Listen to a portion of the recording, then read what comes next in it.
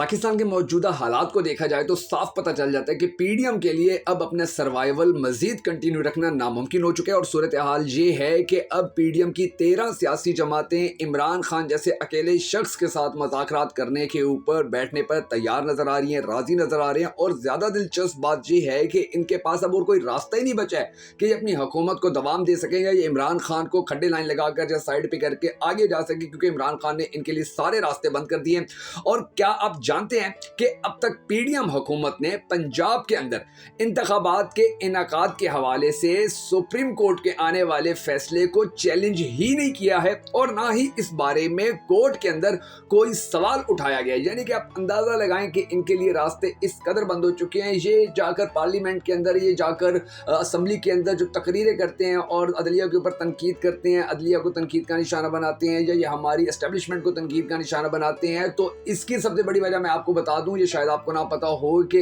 उस वक्त उस असम्बली के अंदर जो भी ये तकरीर करते हैं, जो भी ये बयान दे रहे होते हैं या स्पीच कर रहे होते हैं, तो उसके ऊपर किसी भी किस्म का कोई आइन लागू नहीं होता। मतलब उसके ऊपर एफआईआर दर्ज नहीं हो सकती, मुकदमा दर्ज नहीं हो सकता। यही वजह है कि ये जब बाहर आते हैं मीडिया के ऊपर तो उस वक्त इनकी तनकीद आप देखा करें ये किस तरह की कर रहे होते हैं अदलिया के ऊपर। और जब ये असम्बली फ्लोर पे खड़े होते हैं तब आप देखा करें कि इनकी जबानें कैसे हमारी जो अदलिया है उसके खिलाफ मुसलसल बोलती रहती हैं, जहर उगलती रहती हैं। तो ये जो इंतखाबात के हवाले से अब सुप्रीम कोर्ट का फैसला था, इसको चैलेंज करने की इनके अंदर हिम्मत नहीं हो रही है। कागजात की हद तक हुकूमत के जो आला लॉ ऑफिसर, अटॉर्नी जनरल और वजारत दफा समेत दीगर महकमों ने फैसले की जो तामील की है और हुक्म के मुताबिक अपने जवाबात जो जमा करवाए हैं, तो उनके अंदर भी कोई इतनी पावर वाली या बड़ी बात नहीं थी। जहां पार्लियामेंट के अंदर पीडीएम लीडरान तमाम नोह इकसाम की भड़के मारते सुनाई देते हैं और सुप्रीम कोर्ट के जजों के खिलाफ आवाज उठाते हैं और ये जानते हैं बड़ी अच्छी तरह कि इनकी ऐवान के फ्लोर पर की गई तकरीरों की बुनियाद पर इनका एहतसाब